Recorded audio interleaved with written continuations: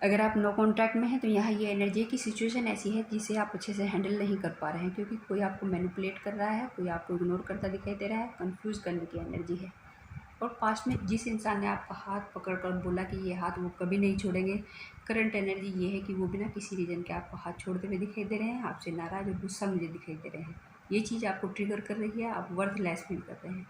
तो मैं आपको बता दूं कि आप रिलेशनशिप में मुझे लॉयल दिखाई दे रहे हैं, आप किसी टॉक्सिक से डील कर रहे हैं, कोई आपको चीट करता दिखाई दे रहा है, प्लेफुल एनर्जी में है, कोई डेड सोल मुझे दिखाई दे रही है जिनके पास मल्टीपल ऑप्शन है और इन्हें भी एक दूसरे के बारे में पता नहीं है। तो ये आपके नहीं और भी बहुत सारे लोगों के आंसू का कारण मुझे बनते हुए दिखाई दे रहे हैं। एक पर टिकने वाला तो कोई बिल्कुल भी नहीं है। अगर आपको लग रहा है कि टाइम के साथ यहाँ कुछ ठीक हो जाएगा तो बिल्कुल नहीं होगा और ना ही कोई ठीक करना चाहता है। तो जब आपको सब कुछ पता चल ही गया है तो आपको अपनी याद इनको नहीं दिलानी है और ना ही चीज़ों के लिए फोर्स करना है।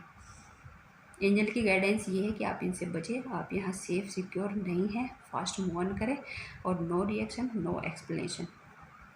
और कॉम्प्रोमाइज़ तो बिल्कुल भी नहीं करना है, अपने लिए स्टैंड लेना है और मुंह नहीं लगना है, वरना इनकी हरकतें मुझे ऐसी दिखाई दे रही है कि आप बर्दाश्त नहीं कर पाओगे। तो ऐसे लोगों के लिए खुद को नहीं खोना है और यही सिचुएशन की मांग मुझे दिखाई दे रही है।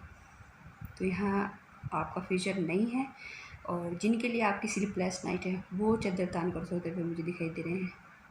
तो इन फ्यूचर इनको कर्मा हिट करता दिखाई दे रहा है, नेचुरल डेथ तो बिल्कुल भी नहीं दिखाई दे रही है।